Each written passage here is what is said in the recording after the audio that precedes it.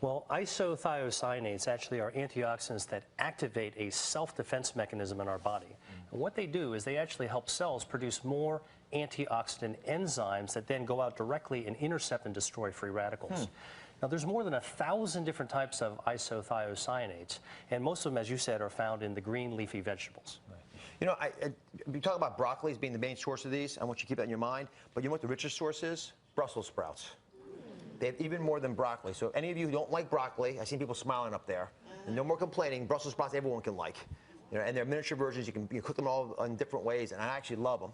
And, you know, I think it gets you to where you want to be with your antioxidants in this category. Talking about the specific ones here.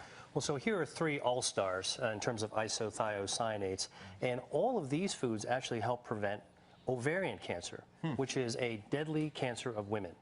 And studies have shown that eating a cup of the raw vegetable a day or half a cup of the cooked vegetable is cancer protective. Now, the reason I actually like these is because of how easy they are to use. For example, instead of a salad, you can substitute for the lettuce some of these vegetables. Or you could actually steam or saute them. It's very easy to incorporate them into your daily life. Now, a couple of things that you should know. Boiling vegetables destroys isothiocyanates. So you don't want to boil them, you want to steam them or saute them. And the other thing has to do with chewing. So chewing these vegetables, the act of chewing, actually releases more of the cancer fighter. So when Mom says, chew your foods, she really knows what she's talking about. I love that. I love that. What a great insight. Thank you very much. And the third cancer-fighting antioxidant all-star are the flavonoids. So Dr. Lee, how do these prevent cancer? Well, flavonoids, and there are 6,000 different types of flavonoids, lots of them, actually protect the body indirectly. And by that, what I mean is that when we eat a food containing flavonoids, our body metabolizes them to create an acid called uric acid. And it's the uric acid in our bloodstream that neutralizes the free radicals. So it's a very different mechanism. Are you getting all this? Because it's pretty cool. And I didn't know this, by the way. So some are working indirectly, some are working directly, but not by ways we appreciate it. Some of them are stopping the whole process in the beginning. Where's Sandra? Sandra, come on down, Sandra. We get another red jersey here.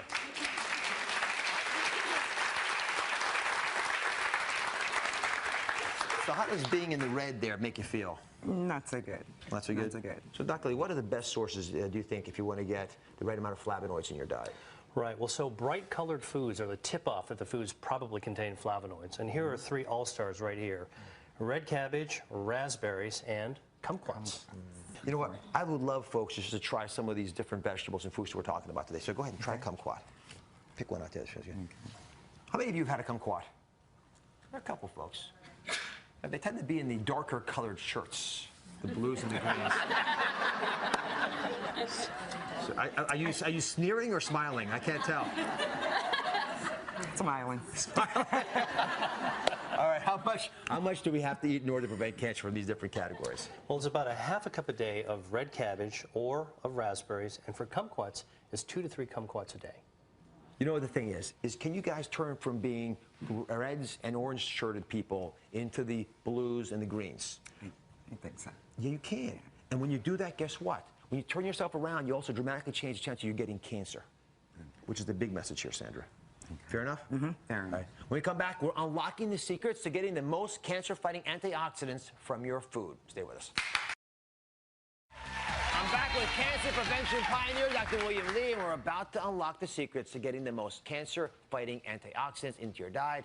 Here to help us, Dora. Welcome, Dora. Thank you. So how did it make you feel? Thank you. How do you feel about having that red shirt? And who'd you come with, by the way? I came with my family, and yeah, they beat you. Now, and why there's always this competition, and I lost again. Did you feel badly and about it? I'm the eldest. You're the oldest? Yes, yes. But do they eat better than you? They're wearing yellows and oranges No, there. they don't eat better than me. But I am 76. Oh, you look good for 76. Thank you. Thank you. Yeah. I don't know. There's something's not right in this. All right. The first secret to making sure you get the most antioxidants is about how you make your tea. Now, some of these things are going to completely change your thoughts about how you prepare your foods. What kind of tea do you normally drink, Dora? I don't like tea. You don't like tea? I'm a coffee drinker. Well, coffee has antioxidants in it, but it affects your antioxidant levels in your coffee, how you cook it as well. But let's focus on teas today. Dr. Lee, are you better off dunking it in there, dipping it back and forth, or just tossing it back in there and leaving it? What do you think?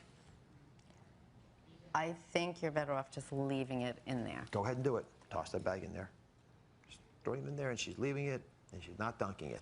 Well, you have to dunk it, so Well, this way it'll get wet. There were two options. You had the dunking option, or you had the leaving option. I think it's both. You got to dunk for it to get wet and then leave it. Dr. Lee, please help Dora and our audience. Definitely help me. First, help us understand her answer, and then explain which answer is correct. I think she said leave the tea bag once it's wet in the tea. Right. And the correct answer is actually dunking is much better. And the reason is when you keep dunking that bag repeatedly, you can actually release more antioxidants than leaving it sitting in the bottom of the cup. And here's a couple of other tips concerning tea, because I know that you're going to eventually learn to enjoy tea, is adding lemon to tea. So think iced tea. Actually acidifies the tea, which makes chemically the antioxidants more stable. And what that means, there's more in the cup when you actually drink it. The other thing you want to be careful about is many people add milk to tea, which tastes good, but you should be careful because milk proteins like casein bind to and neutralize antioxidants. So it destroys The benefit. So once per 10. We're going to dunk our tea bags from now on. There's an art to this. You can show off to your friends. You're going to drink it with lemons, not with milk.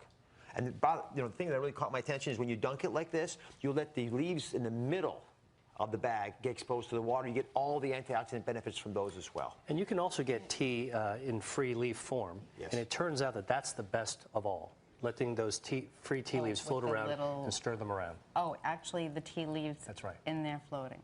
All right, Dora, come What on over about here. honey? Dora, I'm going to give you like, I don't know. I can't tell what your answer was, so you don't get a point for that.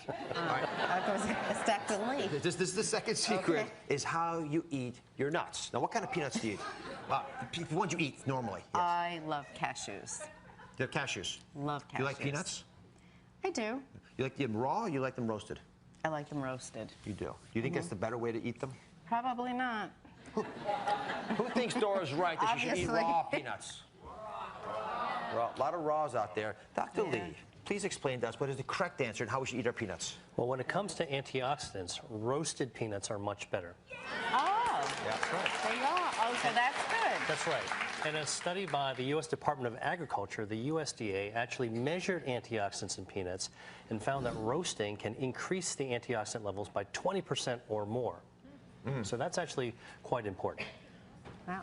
It's crazy, isn't it? Take the bowl over to that We table. carry the bowl. Yeah. You know, the browning process in general increases the phenols, which is an antioxidant compound, so it's a good thing. Now, we've talked about regular nuts on the show, the cashews, almonds, tree nuts. These are peanuts, right? They grow on the ground. They're different from tree nuts. They grow up in the air. And tree nuts, I'm always concerned about heating up and roasting because I think you actually take some of the healthy fats, not a lot of them, but you take some of the healthy fats, you might make them a little bit more rancid. So if you can really do it right, take the raw tree nut. If you want it to be roasted, and I like them raw, but if you want to roast it for about 350 degrees for 9 minutes or so in the oven, and it actually will roast it for you, but that way you control how hot it got. So you don't destroy those fats if you don't need to.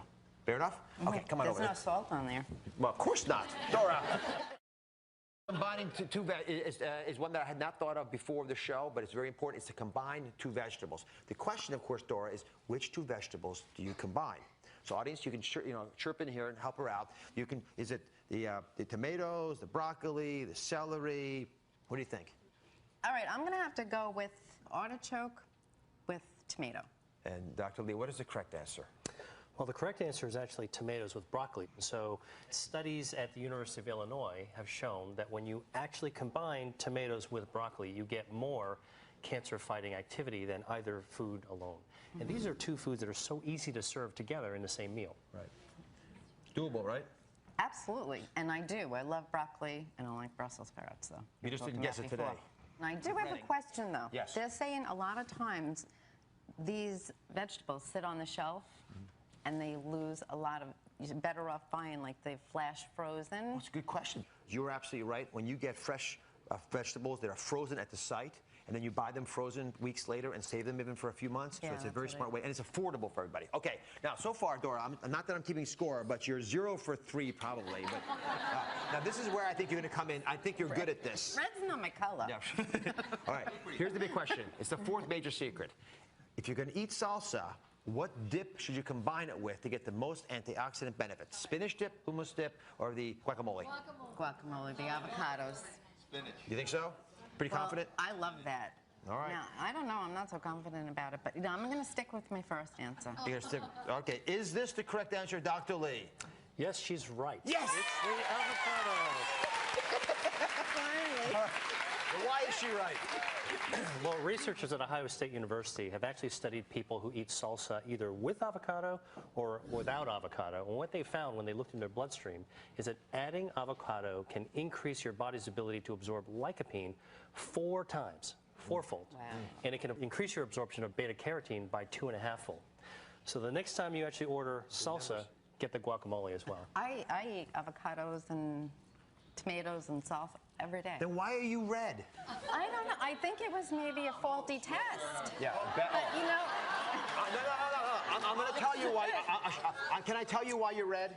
can stress do that? Stress can do it, Okay. but there's something more important That's that it. I perceive in you. What? What could it possibly be? Probably. Either I'll out you or you'll out you. Okay. I smoke. She smokes. I do. You do smoke, and I love you for who you are, and I'm not giving you a hard time about it right now, but that's why your antioxidant levels were low. Otherwise, they'd be just like your sisters over there. Oh, she smokes too, a lot. A lot. Not the yellow one. The yellow one. No, the orange one. Yeah, smokes with broccoli. Okay, anyway, Dora, thank you very much. Dr. Lee, wonderful advice as always. We'll be right back, everybody.